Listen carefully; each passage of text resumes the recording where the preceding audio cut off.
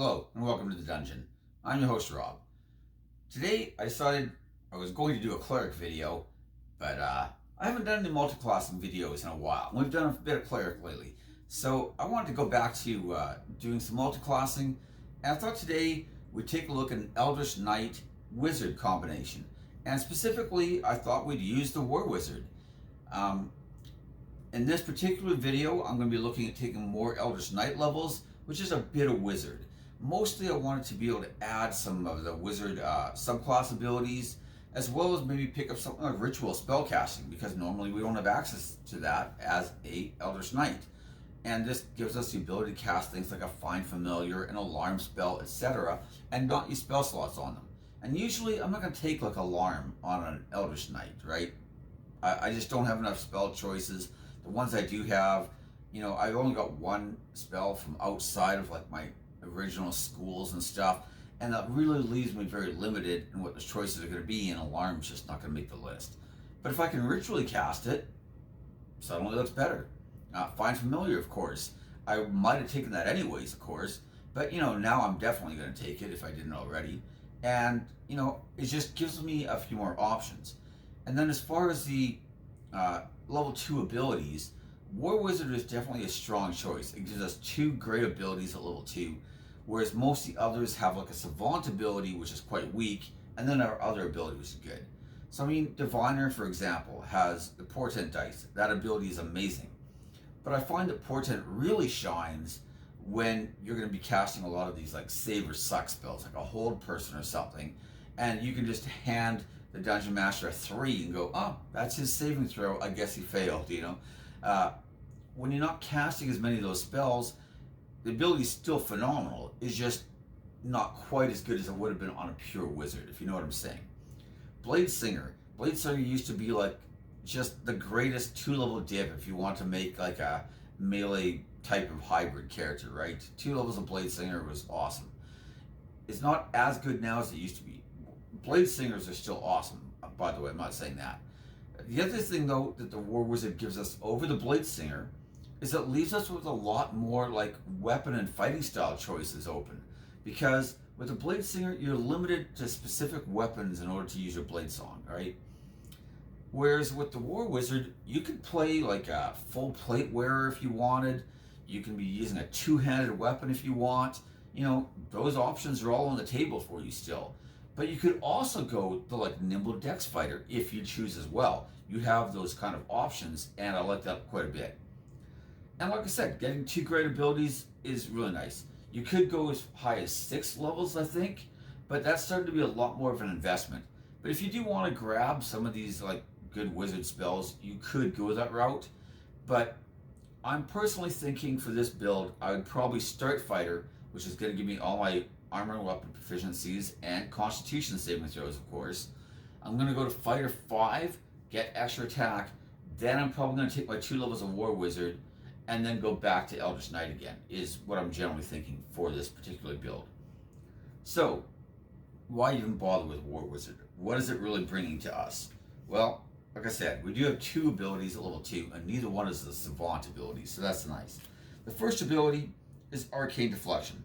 At 2nd level, you've learned to weave your magic to fortify yourself against harm. When you are hit by an attack or fail a saving throw, you can use your reaction to gain a +2 bonus to your armor class against that attack, or a +4 bonus to that saving throw. When you use this feature, you can't cast spells other than cantrips until you finish the end of your next turn. So, usually if you're a pure caster, that kind of sucks, because you may not know what's coming up. You may even want to use like a counter spell or something, and you can't even do that now until the end of your next turn. Whereas if I'm going to just probably making melee attacks anyways with a sword, especially with like a great sword or a pole arm or something like that, I don't really care that I can't cast spells again in the next round, right? This is just a really nice bonus to my armor class or a saving throw. Now, we also have access to the shield spell, and you might be thinking, well, this is only +2, shield is +5, shield lasts a full round, this is only against the 1 attack. And that's all true. So, shield is definitely the better defensive option there. But shield cannot help me against my saving throws, and this I can. Also, shield is limited by the number of spell slots I have. This is not limited at all, except I can only use it on as a reaction. But literally every single round of combat, I could be using this to boost my armor class by 2 or a saving throw by 4. Especially a saving throw by 4. That is a huge bonus.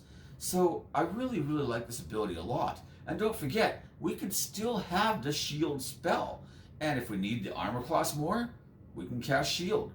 If we need the saving throw, we can use this. If we only needed a +1 to our saving throw, we can, or to our armor class, sorry, we can use this as well. I really, really like this ability a lot. And it has even more value if I'm going to be like up on the front lines a lot, especially if I'm wearing decent armor, because I'm going to be more difficult to hit. So let's say I'm only getting hit on like a 16 or better. Well, suddenly being able to boost my armor class by 2 makes a big difference in how often I'm getting hit, right? It's not just like, well, it's +2, it means you're going to get hit 10% less. I might have only been getting hit 30% of the time, and now I'm only getting hit 20% of the time if I can use that ability, right? So it's really like a 50% drop in the number of attacks that were actually hitting me. So the higher your armor class gets, the more these kind of bonuses really start to add up and pay off for you. So I like that ability a lot, as I've already said. Your next ability at level 2 is Tactical Wit. Starting at 2nd level, your keen ability to assess tactical situations allows you to act quickly in battle. You can give yourself a bonus to your initiative rolls equal to your intelligence modifier. So I like this ability as well, especially if I'm playing like a dex fighter. Now I've already got a high dexterity. I'm adding my intelligence bonus on top of that. I could even take something like the alert feat, of course, which is going to make me even faster. And I'm just going to be, I'm going to be like a flash out there, right? But even if I'm wearing the full plate armor, like I said, or heavy armor in general, I'm wearing heavy armor, I've got a 2-handed sword. I tend to be really slow, but adding my initiative or my intelligence bonus to the initiative can actually help to compensate for a lot of that. Especially on somebody like an Eldritch Knight. A lot of fighters, you could ditch your intelligence and use that as your dump stat, right? And you can do that on an Eldritch Knight, although not if you're multi-classing into Wizard, you can't, but you could do that normal on Eldritch Knight, and you could take things like Shield that don't require an intelligence bonus. Absorb Elements is another great spell. It doesn't require intelligence, right? But this allows me to actually dump like Dexterity, for example. And if I'm wearing heavy armor, I don't care. I'm still going to have a decent bonus to my initiative because of my intelligence bonus. And so I'm not going to be as slow as I would normally be. And, to me, that's a really solid ability as well. So I have 2 really good abilities right off the bat. Now, the level 6 ability is kind of clunky and awkward and kind of requires a lot of tracking and scales with your wizard level. It's called Power Surge. I won't bother reading the whole thing because it's 3 paragraphs long, but basically it just makes it so that when you end a spell with a Dispel Magic or a Counter Spell, you gain a Power Surge charge. You also gain them whenever you finish like a rest. You go to 1 charge again, right? And then you can use these charges to boost the damage on your spells by half your wizard level rounded down.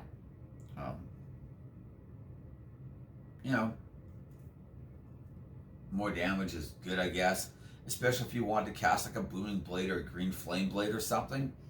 So it's not that the ability is terrible, and honestly it just makes things like the Spell Magic and Counterspell, which were already great, and just incentivizes you to cast them even more, which I don't know you needed more incentive to cast those because they're amazing. But either way, it's taking those spells and just giving you more reasons to cast them. The problem I have with it, though, is that 6 levels of Wizard is not a small commitment. And especially if I'm looking to get like 3 attacks around potentially and stuff, I might only just want these 2 levels of Wizard and then just go back to Fighter again. On the other hand, this does give me access to more great spells. And, 6 levels of Wizard, if I just wanted to have like maybe say 7 levels of Eldritch Knight, this is going to give me my War Magic, that's what it's called. The ability where if I cast a cantrip on my turn, I can use my bonus action to make a melee attack. That's pretty good. And the 6 levels of wizard, if I'm only looking to do that a lot, then the 6 levels of wizard is probably no big deal. In fact, it might even be stronger overall, right? But if I'm looking to get to a third attack around at some point, I probably don't want 6 levels of wizard because it's just pushing that back so much further, right? I do think though that it's an okay ability. I don't know that adding an extra 3 points of damage to like my green flame blade is really going to be the difference maker, but you know, it's free damage, I guess. Well, it's not only free; you had to take an extra 4 levels of wizard to get there, but you know what I'm saying. Anyways, I also think the War Wizard's levels 10 and 14 abilities are both really solid as well. And in the future, I probably will do a War Wizard video where maybe we do the exact opposite of this. We take like just 1 or 2 levels of fighter and then go all the rest of the way War Wizard. And it would be kind of the mirror image of this build, which I think would also be very, very solid, you know? You could start fighter, have constitution saving throws, wear plate mail and just be casting spells, potentially action surging once per short rest. Very solid, very solid. But anyways, those are my main thoughts on this part of the build. I did want to talk about some possible like feat choices. Obviously, if I'm going to be using like one-handed weapon and a shield like sword and board style, then a Warcaster might be definitely worth considering. Even if I have proficiency on my Constitution saving throws and thus my concentration saving throws, having advantage means I'm probably not going to be failing any of those saving throws ever. But mostly just because the rules around like casting while my hands are full are like really awkward. It requires you to like stow items and then cast a spell, and then the next round you can have to draw the weapon again. I personally just can't be bothered. So Warcaster, but if I'm using a two-hander, I think Warcaster becomes a lot more optional.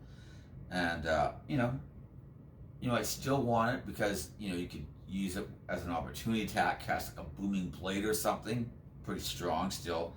But I think it becomes a lot less mandatory than if I'm playing like a blade singer or somebody like that who might be concentrating on spells while also being on the front lines a lot. As I said, your weapon choices are a lot more open. So taking things like Polearm Master or Great Weapon Master or both, right? Those things are still on the table. Whereas with a blade singer, I'm not going to be able to use those abilities. And I like the fact that those are still options for me. I also like the Crusher feat, so I actually decided I'd have that book open and I just read the feat because I think it's a newer one. Some people may not be as familiar with it. You probably are, but when I say newer, it's already been a year, right? So, but anyways, you're practicing the art of crushing your enemies, granting you the following benefits: increase your strength or constitution by 1 to a maximum of 20. Already very good. Once per turn, when you hit a creature with an attack that deals bludgeoning damage, you can move it 5 feet to an unoccupied space, providing the target is no more than 1 size larger than you. So again, I like that a lot too. Forced movement, nice. And when you score a critical hit that deals bludgeoning damage to a creature, attack rolls against that creature are made with advantage until the start of your next turn. And this is one of the abilities I think is best about this, honestly, is because it's not just your attack rolls. All your allies get advantage on those attack rolls. And especially if you're fighting like a big powerful enemy, you happen to get a crit, you're doing some extra damage, and now all your allies are going to have an easier time hitting him. And especially now that we have like the custom lineages and stuff, if you're using like a point buy system, you could easily start with like a 17 strength, for example, get your bonus feat, take Crusher right off the bat. That's going to put you at 18 strength to start with. And I think all 3 of those abilities are pretty good. 1 strength or 1 con, nice. Forced movement, nice. I may not get a lot of critical hits necessarily, right? I mean, that's, luck of the dice.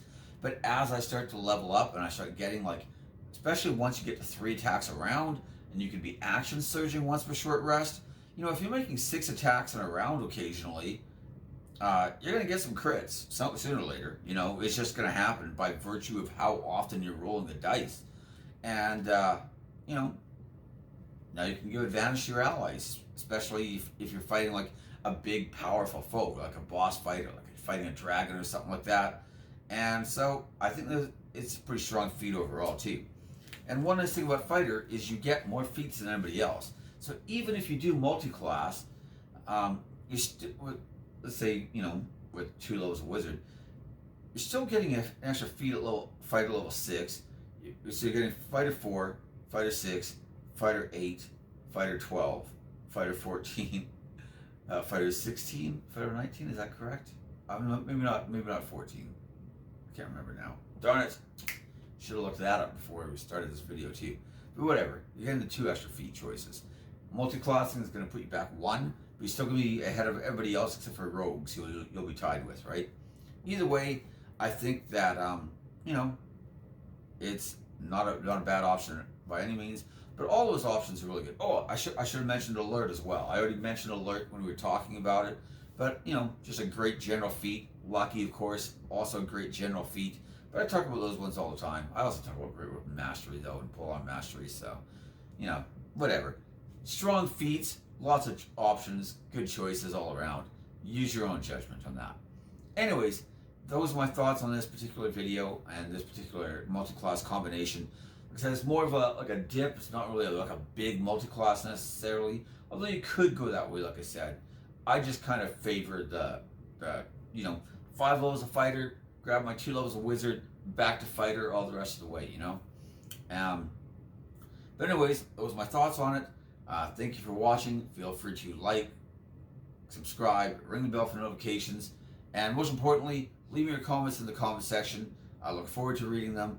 I would love to hear other combinations people have played. Maybe they've done this specific one, or maybe they've done fighter with other wizard subclasses, and to either degree, right? Maybe you just took a couple levels of fighter, like I said, and then went all the rest of the way wizard, and you thought it was great.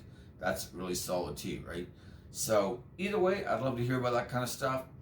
I think that, to me personally, I really enjoy these type of Gish builds. I like, are they stronger than just going straight wizard all the way and having, wish and force cage and maze and stuff and simulacrum and everything else?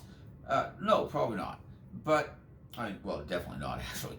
But I really like that kind of play style, and I like kind of being able to contribute in lots of different ways. I think it's really easy in this game to focus on the combat pillar to the exclusion of everything else. But I like to be able to have things like those out of combat rituals that I can cast. I like to be able to perform in the exploration pillar a bit, and maybe the social pillar and stuff. And, do you have to try to be good at everything? No, because otherwise your character is probably going to be mediocre at everything. But I do like to be able to contribute at least a little bit, and maybe I'm not looking to be a specialist or something, right? That's fine too. This character's going to be fine in combat. You're still a fighter. You've even got better saving throws, which means you're unlikely to be taken out by a hold person or a confusion spell or something. So you're going to be fine in those areas. But being able to add in a few other things too, I think is a really nice perk for this kind of character. But anyways, that's everything. Thanks for watching, and I'll see you next time. Bye.